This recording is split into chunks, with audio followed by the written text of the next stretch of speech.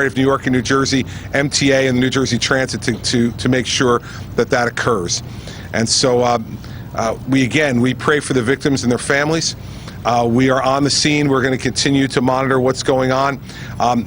We have engineers that are examining the structural integrity of the building now. We have no estimate as to when the terminal will be able to be reopened, except to say that it appears that the PATH terminal, the structural integrity there is fine, and so that PATH trains will be able to use the terminal. As for the New Jersey Transit portion, we don't have an estimate yet on that, and we're going to need some time to do that. So I want to turn this over to Governor Cuomo. We'll also have Commissioner Hammer and MTA Director Prendergast to make some comments, and then Governor Cuomo and I will come back to take on-topic questions. Governor Cuomo. Thank you. Thank you. Thank you very much. First, I'd like to thank Governor Christie and his entire team for their outstanding response to this tragedy. Thank the Lieutenant Governor for being here and all the first responders. We know what happened. We don't know why it happened. As Governor Christie said, the train obviously came in at too high a rate of speed. It didn't stop. It went through the barriers. When you see the destruction up close, the silver lining is that there's only been one fatality thus far, because the destruction really is significant, and the power of the train coming in is obviously devastating in its impact. The 100 injured and the fatality and the critically injured, we remember them in our prayers, and we hope that there is only one fatality and it stops there. The NTSB will do a full investigation as to what happened exactly, and we'll let the facts speak for themselves. If there's something to learn from those facts after that investigation, then we will be sure to learn it and incorporate that lesson. The Commissioner Hammer and MTA Chairman Prendergast are working very hard, hand in glove, in a seamless approach where New Jersey Transit is working with the MTA, is working with PATH, is working with the Port Authority to expedite tonight's commute and tomorrow's commute, because, as the Governor said, there's structural damage to the station itself, and we don't yet know how long that damage will take to repair or what the consequence of that damage. I would like to applaud all the first responders who did a magnificent job once again. And I'd also like to take this opportunity to say these are difficult times over these past weeks and months, between terrorist attacks, natural disasters. We have had our hands full in this country. We've had our hands full in the Northeast. I want to thank the Linden Police, who did an extraordinary job in apprehending Rahami in connection with the Chelsea bombing. And they really did a fantastic job, and I want to thank the coordination and the cooperation of our neighbors and partners in making that happen. Today is another situation for us to deal with, but I also believe as many challenges as Mother Nature sends us or our enemies send us, we are up to handling them. We'll handle them one at a time, but when we work together, there is nothing that we can't accomplish and nothing that we can't overcome. And we're going to do that with today's tragedy as well. With that, I'll turn it back to Governor Christie. Thank you, Governor. Commissioner Rick Hammer, who's the Commissioner of Transportation in New Jersey and the Chairman of New Jersey Transit, will address some of the transit issues that we'll be confronting in the days to come. Commissioner. Thank you, Governor. Good afternoon. As Governor Christie mentioned earlier, the PATH train service is going to be resumed here at the station this afternoon. We expect to run a full rush hour service. There's a couple of pilot trains that are going to be run in the next hour or so, but all indications are a go. Safety inspections have shown us that there's no reason why we can't run the system at full peak rush hour capacity. For the afternoon, New Jersey Transit is going to be expanding bus, rail, and light rail services as much as possible to make up for the closure of the rail line here at Hoboken. For buses, New Jersey Transit will increase service on the number 126 line between Hoboken and the Port Authority bus terminal. Customers will be notified where to get the service. A bus shuttle will run between Hoboken and Secaucus Station on a load-and-go basis. Customers will be directed to this service by ambassadors who are wearing safety vests. The Hudson-Bergen light rail is currently suspended into and out of Hoboken Terminal. There are safety inspections ongoing as we speak. We hope to have that resume later, but at this point we're not ready to announce that. A bus shuttle will operate from Hoboken at the alternative bus service on Observer Highway to Newport Pavonia. All 8th Street to Hoboken service is terminating at Newport Station. All Tunnelly Avenue to Hoboken trains are terminating at 2nd Street. All West Side Avenue to Tunnelly Avenue trains are running regular service. Customers who normally travel through Secaucus are urged to go to New York Penn Station for service. All other New Jersey Transit rail service is operating regularly. However, customers may experience some overcrowding and possible delays due to congestion. Thank you very much. MTA Chairman Prendergast will talk about how this is going to impact in New York and the plans that he and Governor Cuomo have to deal with that. Chairman? Thank you, Governor. Our West of Hudson service is operated, Metro North is operated by New Jersey Transit. We have about 1,200 daily customers on the Pascack Valley line and 1,800 customers on the Port Jervis line.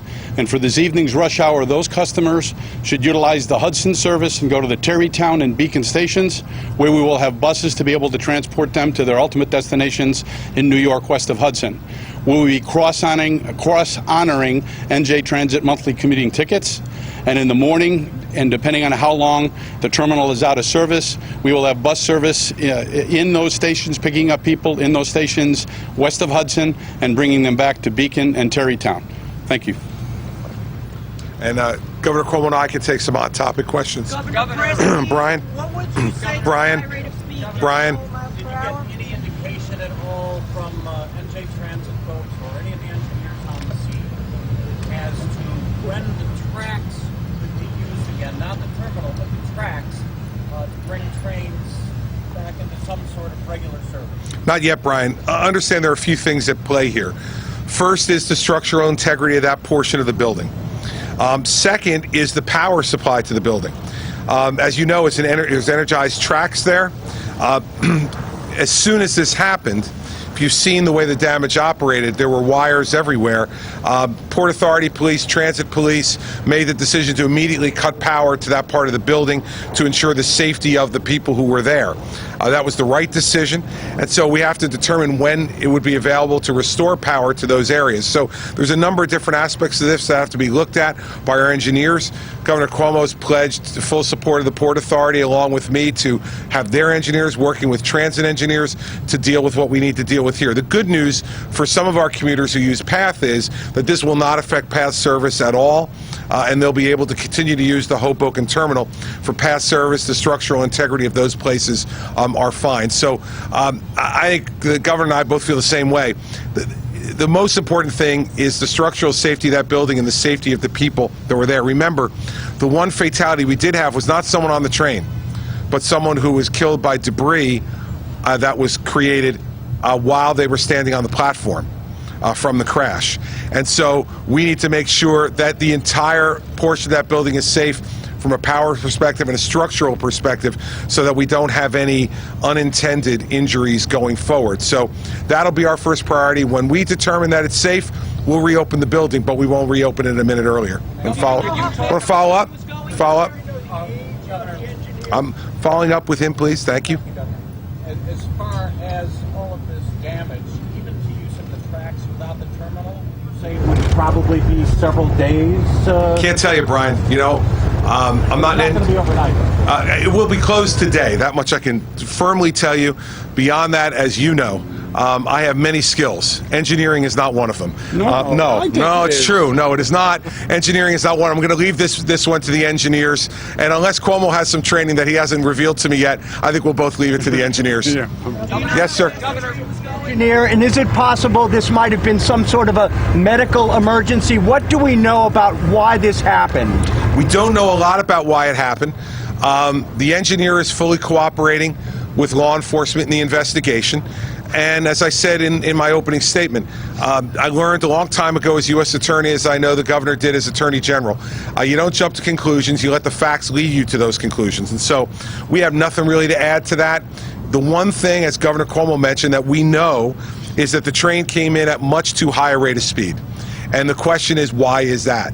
And we won't know that for some time. As soon as we know, you can be sure we'll share it with the public. But it's not appropriate at this time. No, I don't. And it's not appropriate for us to comment beyond that at this time. Let's let law enforcement do their job. Governor, could you serious injuries out? David, Governor, could you talk about positive train control? Where are we with that in New Jersey, and could this have possibly prevented this from taking place? Again, David, that's speculation that can only be based upon the cause of the accident. And until we know the cause of the accident, we're not going to be able to know what steps we could take in the future to avoid an accident like this. So what I will tell people is pretty clear, that the commitment of New Jersey Transit, their first priority is to passenger safety. And so if there are measures that are recommended based upon the facts that are revealed for the cause of this accident, then New Jersey Transit will work to implement those, and we will share those things with our partners at the MTA to make sure that passengers in New York and New Jersey who are commuting over this river, under this river every day, are kept as safe as possible. Good, yeah. Can I just, there's no real point as to speculating what happened. Why did the train come in so fast? Was there a medical condition? What happened with the conductor, etc.? We have no idea. And I don't think the speculation is especially helpful. The NTSB will come up, they will do full investigation, you'll have the facts. Once we have the facts, if there is a lesson to learn, we will learn it. But positive train control, etc., until you know what caused the problem, you don't know the solution. And as Governor Christie said, let's find out the facts first, and then let's follow the facts. First order of business as to helping the commuters tonight, tomorrow, the next day, you will never have had a more coordinated approach between the MTA, New Jersey Transit, Port Authority. All agencies are working together. We're sharing personnel. We're sharing equipment and resources in a way we have never done before. This regional collaboration is only getting stronger, and we want all commuters to know we will have the system up and running as fast as humanly possible. Some people are nervous, Governor. What would you say to those Yes. people who are nervous? We can't, listen, we're not going to speak to any specifics regarding the one fatality. We want to make sure that all next of kin are appropriately notified, and this would not be an appropriate notification. So we're not going to speak to that, except to let you know that we are in the process of making sure that the victims' families are notified and handled in a dignified and appropriate manner. And beyond that, it would be just wrong for us to comment on it. Were most of the serious injuries in the train or in the station? 4 cars, 1 engine. 4 cars, 1 engine, engine in the back. Were most of the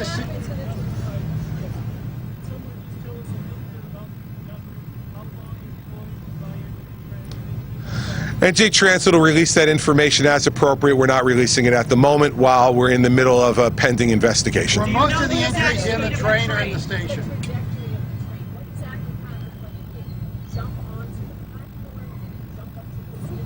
No, it took out, there's an old style, as you know, who've been in there, an old style ceiling that's in that portion of the train station. It took out a number of the supporting structures for that ceiling. The ceiling in that area collapsed, and it came to a stop at the wall that leads into the terminal. We have no indication that this is anything other than a tragic accident, but as Governor Cuomo has said, and I've said, we're going to let the law enforcement professionals pursue the facts. The folks from NTSB and the Federal Railway Administration, they're working in coordination with our state Attorney General Perino, and our state police to gather all the facts, and then they'll brief us appropriately when they come to conclusions. You said you've spoken to the White House. What have they said to you?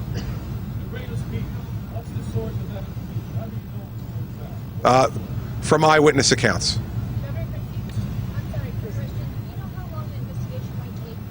don't. You know, the investigation takes as long as it's going to take to come to an appropriate conclusion. But I can say this, we have some of the best professionals in the Port Authority, in MTA and New Jersey Transit, anywhere in the world on mass transportation. And so I have a great deal of confidence in them and our law enforcement officers to come to a conclusion as quickly as any force of people could come to a conclusion. Most of the said you've injuries spoken to in the the White House, train or Governor. in the What have they station or said? what? Most of the injuries were in the train. You said you've spoken to the White House, Governor. What have they said to you?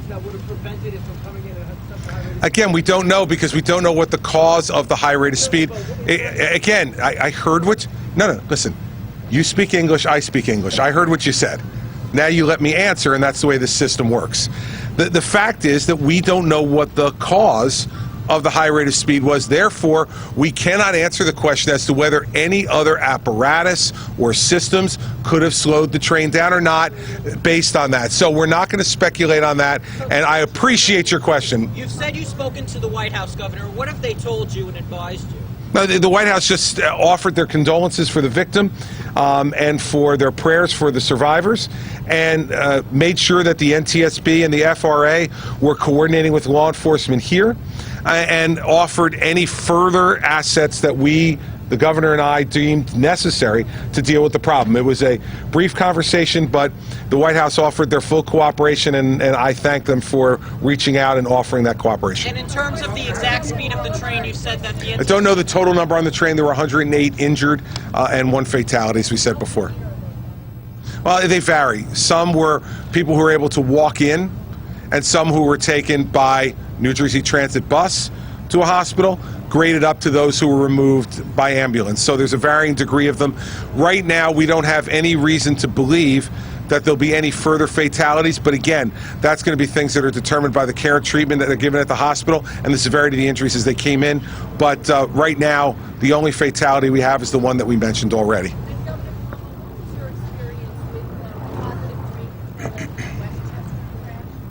Well, look, the positive train control system no doubt can be a benefit depending on the circumstances. And what we're saying here is we don't know what the circumstances were that caused the train to continue at that rate of speed. It could be any number of things. It could be personal to the conductor, it could be an equipment failure, it could be anything. We have no idea. So before we start to prescribe what could be a solution, you really have to define the problem.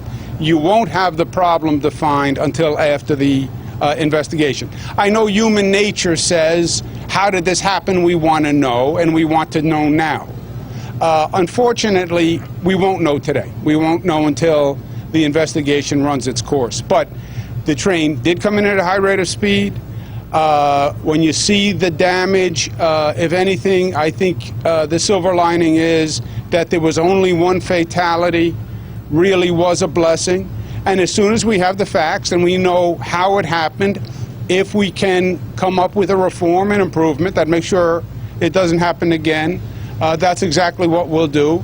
In the meantime, we're cooperating on the investigation, we're cooperating on the reconstruction, we're cooperating on expediting the commute for tonight and for tomorrow morning and whatever we need to do the next day by pooling all of our resources, whether they be New York resources or New Jersey resources or Port Authority resources, because we want to make sure we're doing everything we can for the commuter. Do we know an exact speed Let of me the train? let me just add into what Governor Cuomo said, so people can feel assured by this, not just by our words, but by our actions.